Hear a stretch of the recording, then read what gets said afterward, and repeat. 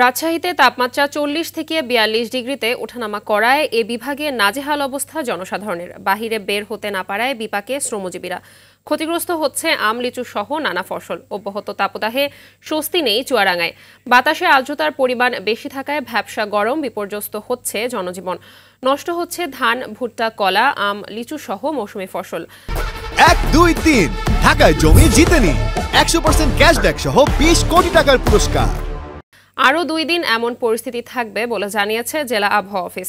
মেহেরপুরে গরম ও বৃষ্টি না হওয়ায় ক্ষেতের ফসল নষ্ট হওয়া নিয়ে দুশ্চিন্তায় কৃষকরা।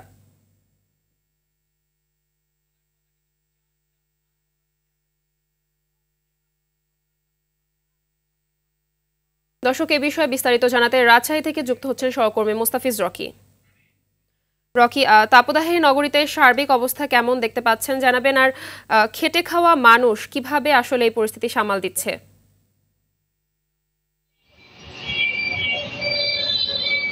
মাহবুবা, খরা, তাপ এবং 1, 2, 3 ঢাকায় জমি জিতে নিন 100% ক্যাশব্যাক সহ 20 কোটি টাকার পুরস্কার।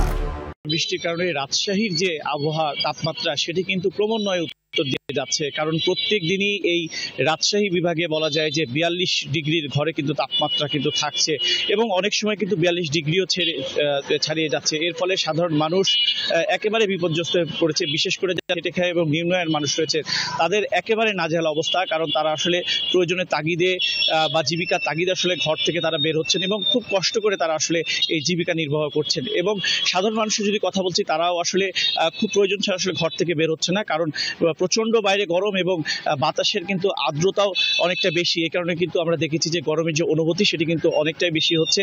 এবং আপনি জানেন যে সারা দেশে কিন্তু হিট অ্যালার্ট জারি করা হয়েছে।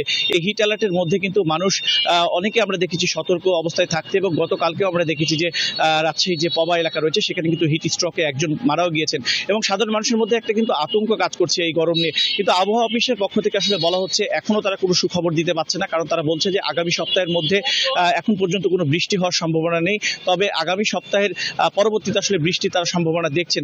এই ক্ষেত্রে তারা বলছেন আসলে সাধারণ মানুষকে যে গরমের যে সতর্কবিধি সেটি কিন্তু আসলে মানা তারা পরামর্শ দিচ্ছেন।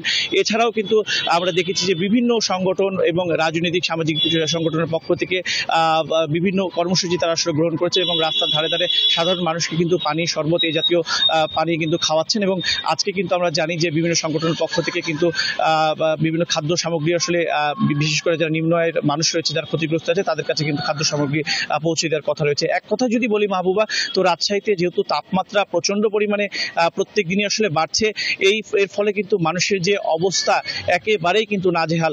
এবং বিশেষ করে যেটি আসলে আবহাওয়া অফিসের পক্ষ থেকে বলা হচ্ছে যে এখনো যেহেতু কয়েকদিন তাপমাত্রা আরো বৃদ্ধি পেতে পারে, এই কারণে সাধারণ মানুষকে সতর্ক থাকার পরামর্শই তারা আসলে দিচ্ছেন। তো মাহবুবা, এই ছিল রাজশাহী থেকে আমার কাছে তাপমাত্রার সর্বশেষ খবর। ধন্যবাদ।